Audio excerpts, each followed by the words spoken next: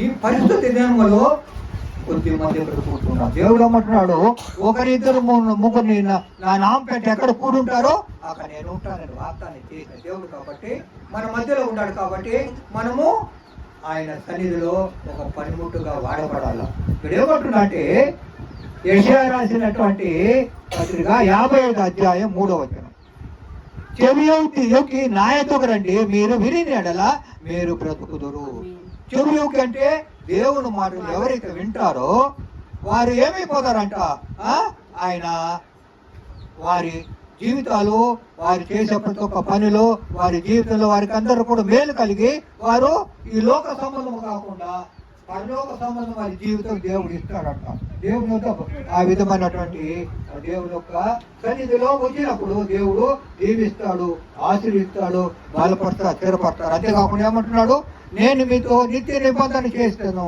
దావీదు చూపించిన శ్వాసతో కృప. కృప అంటే ఏంటి? సంతోషము, సమాధానము, ఆరోగ్యము, అన్ని కృపలో ఉంటుంది. కాబట్టి మనకేమంటున్నాడు, ఈ రోజు మీరు నా దేవుని సన్నిధికి వచ్చి నా మాట చెవిలోకి విన్నట్లయితే మీరు ఏమైపోతారో నిత్య నిజంబం చేస్తాడు. దేవుడు చేసి మీకు ఆశీర్వాదం ఇస్తాడు. మీకు కష్ట నష్ట బాధలు దేవుడు మరి తీసివేస్తాడు. దేవుని ఒక కృప నింపబడుతుంది, దేవుని ఒక ఆశీర్వాదం నింపబడతాది, దేవుని ఒక సన్నిధానం మీకు ఉంటుంది. కాబట్టి మీరేం చేయాలా? తండ్రి కుమార పరిశుద్ధాత్మ నామములో మనమందరూ ఇక్కడ కూడి ఉన్నాం. కాబట్టి దేవుడు చెప్పిన మాట ప్రకారము కృప, దయ సంపూర్ణము మనకు దయచేస్తాడు. కాబట్టి మనం ఏం చేయాలా? దేవుని సన్నిధికి రావాలా. దేవుడు ఏమంటున్నా అంటే దేవుని ఒక కృప నింపబడాలంటే నువ్వేం చేయాలా? దుస్తుల ఆలోచి చెప్పి నడవకూడదు, పాపుల మార్గములో నిలవకూడదు. యెహోవా సన్నిధిలో నువ్వేం చేయాలా? దీవారాత్రులు ప్రార్థన చేయాలా. దేవుని వాక్యం విన్నావు కదా, ఇప్పుడు దేవుడు యేసుప్రభు దేవుడని నువ్వు విన్నావు. ఆయన ఆరాధించాలా, మహిమపరచాలా, ఘనపరచాలా. ఆయన దగ్గరకు వచ్చినప్పుడు ఏమైపోతావు? నువ్వు దేవునికి బిడ్డగా మారిపోతావు. దేవుని సన్నిధిలో నువ్వు ఒక పనిముట్టుగా వాడపడతావు. నీ కష్ట నష్ట బాధల్లో దేవుడు నీకు తోడుగా నడుచుకోండి, నిన్ను గొప్ప ఒక విశ్వాసంలో నడిపించి నిన్ను ఆయన యొక్క సన్నిధిలో ఆయన కృప నింపబడతాయి. కాబట్టి ఏమైపోతావు? నీటి కాలువలో నాటబడిన పాలమిచ్చి చెట్టులాగా మారిపోతావు. ఎట్లా మారిపోతావు? నీటి కాలువలో ఏ విధంగా ఒక చెట్టు బలపడుతుందో, నీరు ఉన్నప్పుడు ఆ చెట్టు సమృద్ధిగా ఎదుగుతుంది. ఎదిగేది కాకుండా చిన్న విత్తనం వేసినప్పుడు అదేం చేస్తుంది?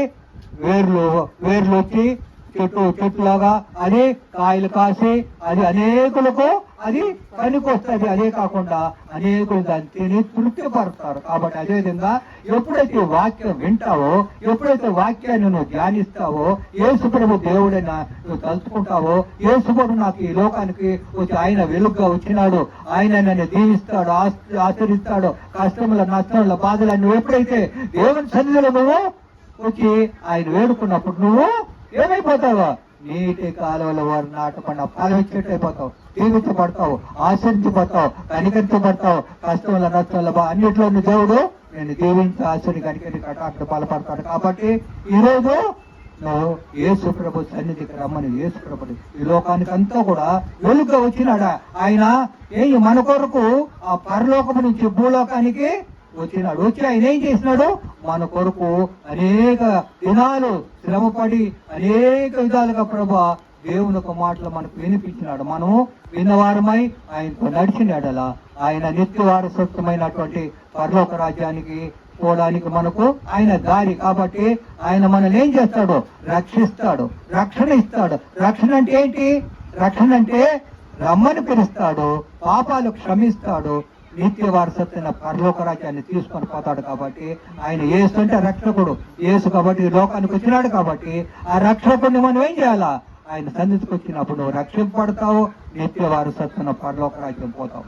కాబట్టి ఈ రోజు మనము దేవుని సన్నిధిలో వచ్చున్నాము. దేవుడు అమ్మకి చెవి యొగ్గి నా మాటలు వినండి అంటున్నావు.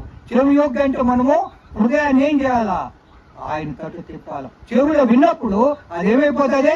నేరుగా హృదయానికి పోతుంది. హృదయం ఏమవుతుంది? అది ఫలిస్తుంది. కాబట్టి నీటి కాలువలో నాటపడిన ఫలం వస్తే నువ్వే మారాలంటే నువ్వేం చేయాలా? నీ యొక్క దేవుని వాక్యాన్ని నువ్వు ఈ చెవులు విని దాన్ని విశ్వాసములో దేవుడు యేసుప్రభు నమ్మినప్పుడు దేవుడు నీకు తోడుగా నేడుగా నడిపిస్తాడు. దేవుడు నీకు నీతి సూర్యుడిగా హృదయంలో ఉంటాడు. నిన్ను ఆయన రెక్కల కింద భద్రపరుస్తాడు. కూలిన తోడు వల్ల నువ్వు సంతోషముగా సమాధానముగా నీవు, నీ కుటుంబము, నీ బిడ్డలు, నీవు అందరూ నీ చేసే పనిలో కానీ, నువ్వు జీవించే జీవితంలో కానీ, నీ కుటుంబ విషయంలో కానీ, ఆహార విషయంలో కానీ, ఆత్మ విషయంలో కానీ, ఆరోగ్య విషయంలో కానీ, ఆర్థిక విషయంలో అన్నింటిలో దేవుడు నేను దీవించి ఆశించి కనికరించి నడిపిస్తాడు. కాబట్టి చిన్న ప్రార్థన చేసుకుంటాము. మిగిలిన ప్రేమ నమ్మకం గల పరలోకండి, నీ మాట ప్రకారం ప్రభా మేము ఈ చెవులోకి నీ సన్నిధి కూర్చున్నాం ప్రభా. ఆ చెవులు ప్రభా నువ్వు చెప్పిన మాట యేసు ప్రభు నిజమైన దేవుడు అని విన్నాం ప్రభా.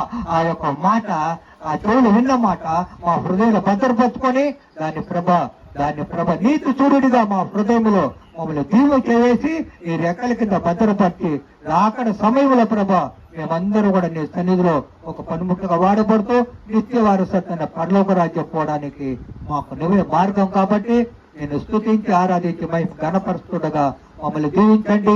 ఆశించి కూడా వచ్చిన ప్రతి ఒక్క బిడ్డని ప్రభా విడిచిపెట్టక నువ్వే కనికరి చూపండి. మా హృదయ వాంఛ తీర్చండి. మా హృదయంలో ఏ విధమైన వాంఛ కలిగి ఉన్నామో, ఏ విధమైన సమస్యలో ఉంటున్నామో, ఏ విధమైన బలహీనతలో ఉంటున్నామో, ఏ విధమైన కొరతలో ఉంటున్నామో, ఏ విధంగా ప్రభా ఆయన తండ్రి ఈ లోక సంబంధంగా మేము కుమిలిపోతున్నాము. అపవాది మమ్మల్ని శోధించగలగా పరిశుద్ధాత్మ నింపబడాలి కరగడ కృప నింపబడాలి ప్రభా దేవుడు నింపబడాలి కరగలగడ సకల యేసుక్రీస్తుపేట దీవించి ఆశించి మన కనికరించి కటాక్ష బలపడి స్థిరపరచును గాక. ఆమేన్ ఆమేన్ ఆమేన్. అయ్యా ఒక సాక్షి చెప్తా, మైక్ వచ్చింది కాబట్టి నా జీవితం సాక్షి.